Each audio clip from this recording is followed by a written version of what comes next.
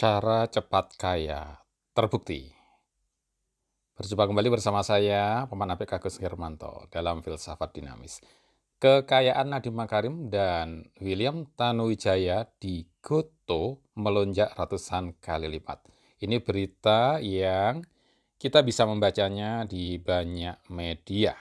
Nah, kita akan membahasnya bagaimana cara cepat kaya yang sudah terbukti ini dalam frame kerangka filsafat dinamis yang dikembangkan Paman Apik.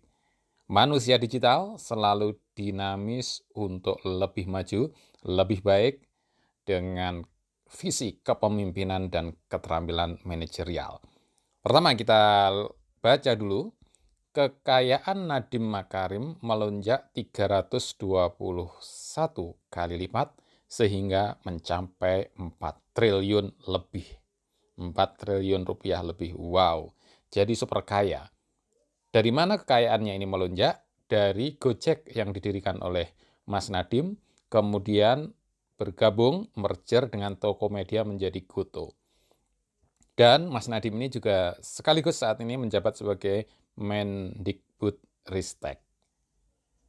Karena bergabung dengan Goto, maka juga Tokopedia. William Tanuwijaya, pendiri Tokopedia, kekayaannya melonjak 500 kali lipat. Lebih tinggi dari Mas Nadiem ya. Mencapai hampir 5 triliun. Wow, ini sungguh besar sekali.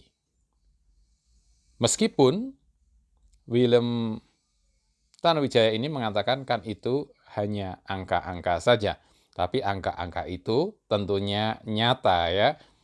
Kita berterima kasih kepada Om Deddy Corbuzier yang sudah mengadakan podcast dan kemudian bisa mengungkapkan bagaimana cara kaya yang dijalani oleh Mas William Tanuwijaya dan barangkali mirip-mirip dengan Mas Nadiem Makarim, yaitu yang pertama kita harus punya mimpi.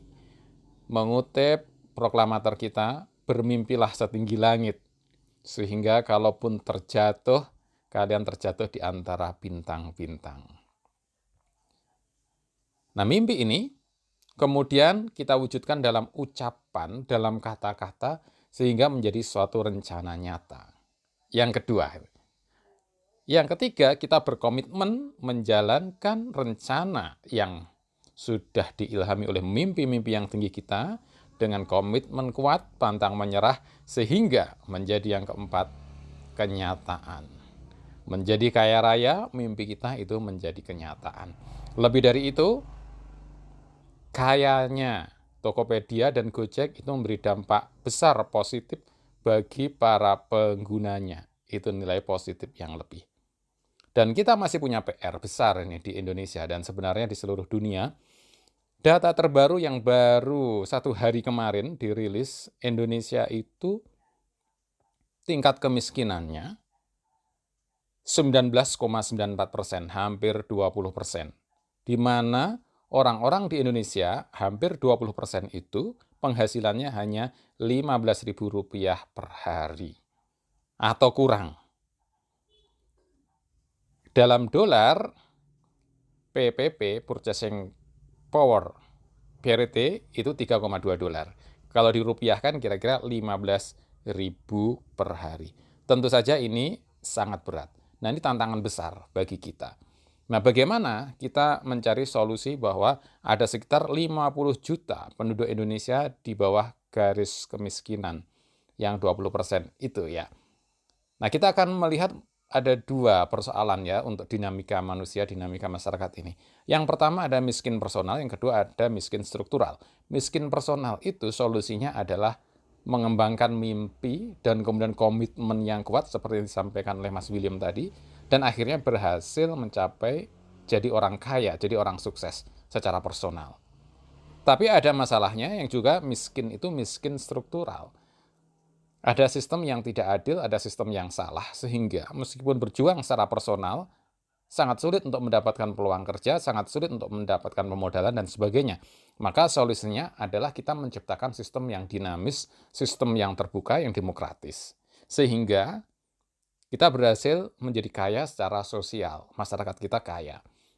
Kalau kita lihat kemiskinan kita ini merah ya. Di dalam peta dunia ini kelihatan, Indonesia merah, padahal di bawah Indonesia itu selatan Indonesia itu hijau, Australia. Australia itu yang miskin hanya 0, sekian persen. Indonesia 20%, wow, 50 juta orang. Australia itu penduduknya hanya 30 juta orang kira-kira. Yang Indonesia miskinnya 50 juta orang. Nah, Australia hampir 0, yang miskin. Atas kita sedikit ada Malaysia, Thailand, itu juga hijau. Di sana yang miskin juga 0, sekian persen. Sehingga kita punya peluang sebenarnya untuk kaya secara struktural, kaya secara bersama-sama, secara sosial, di mana yang miskin nanti mendekati 0%. Gimana caranya untuk kita bisa kaya secara struktural, melengkapi kaya secara personal? Pertama adalah menyelenggarakan pendidikan yang berkualitas merata dan gratis, atau setidaknya tersedia banyak beasiswa. Jadi anak-anak kita sekolah sampai SMA, dan itu sudah dicanangkan juga oleh pemerintah 12 tahun gratis. Nah, untuk kualitas, pendidikan memang harus ditingkatkan. Paman Apik sendiri ikut serta terus berjuang meningkatkan pendidikan yang berkualitas dengan inovasi matematikanya. Dan mencoba meratakan pendidikan baik secara fisik maupun secara digital ya. Nah, kemudian gratis ini memang perlu APBN. Bisa sih, bisa. Kalau belum bisa gratis 100%, tersedia banyak beasiswa sehingga siapapun anak yang serius itu bisa melanjutkan sekolah dengan baik. Yang kedua adalah pemerataan kekayaan, penghasilan, dan sumber daya. Kita lihat potret di Jakarta aja misalkan. Ada orang yang rumahnya kayak kandang, tapi di sebelahnya kita bisa melihat gedung pencakar langit. Bagaimana ketimpangan ekonomi, ketimpangan sosial di Indonesia itu memang tinggi. Dan lebih parah lagi karena yang bawah, yang miskin itu banyak. Timpangnya tinggi dan miskin banyak. Sehingga kita perlu program untuk pemerataan. Baik penghasilan, sumber daya maupun kekayaan. Jadi ada orang yang bekerja 1 hari penuh, ngangkat batu, kuli batu, dan sebagainya, penghasilan dia hanya Rp15.000 sehari, Rp50.000 sehari, atau Rp100.000 sehari. Itu sudah bekerja keras sehari penuh. Sementara di gedung yang megah itu ada orang yang cuma bercanda-canda, penghasilannya sehari bisa Rp1 juta, Rp2 juta lebih. Nah, maka kita perlu membuat sistem pemerataan kekayaan, penghasilan, sumber daya ini. Perlu banyak terobosan-terobosan termasuk sistem perpajakan yang substansial, kemudian koherens dan transparansi, dan juga pembangunan, pembelaan orang miskin dan sebagainya. Itu yang kedua. Yang ketiga, kita perlu memanfaatkan untuk kaya secara sosial, memanfaatkan revolusi digital dan transformasi digital. Banyak kampus-kampus yang mencetak startup. Kita juga bisa startup itu menjadi kampus kita, gitu ya. Ini fotonya diambil pas kampusnya ITB, kampusnya Paman Apik ya. Kita perlu memanfaatkan revolusi digital ini karena revolusi digital ini bisa menembus ke seluruh daerah. Misalnya Gojeknya Mas Nadiem itu luar biasa membantu driver-driver Gojek menjadi punya pekerjaan, GoFood-nya dan sebagainya. Begitu juga Tokopedia menjadikan orang-orang di seluruh pelosok, di seluruh Nusantara itu mudah untuk berdagang. Di saat yang sama kita harus memastikan bahwa sistem digital dengan revolusi digital ini berhasil pemerataan, berhasil memberikan pendidikan juga yang lebih baik. Jangan sampai sistem digital ini tetap menciptakan konglomerat-konglomerat yang super kaya, sementara orang-orang miskin makin banyak juga. Jadi kita perlu menciptakan sistem revolusi digital yang sangat bagus, transformasi digital yang mencetak pemuda-pemuda menjadi kaya, misalkan kayak William, kayak Mas Nadiem, menjadi kaya, lebih banyak lagi anak-anak muda yang kaya. Di saat yang sama, revolusi digitalnya itu juga membantu orang-orang cilik untuk menjadi kaya. Sehingga orang miskin kita yang tadinya sekitar 20%, kita kikis menjadi mendekati 0, sekian persen, seperti tetangga-tetangga negara kita. Apakah bisa? Semoga bisa. Kita memang mempunyai dinamika, dan kita memang menjadi manusia digital.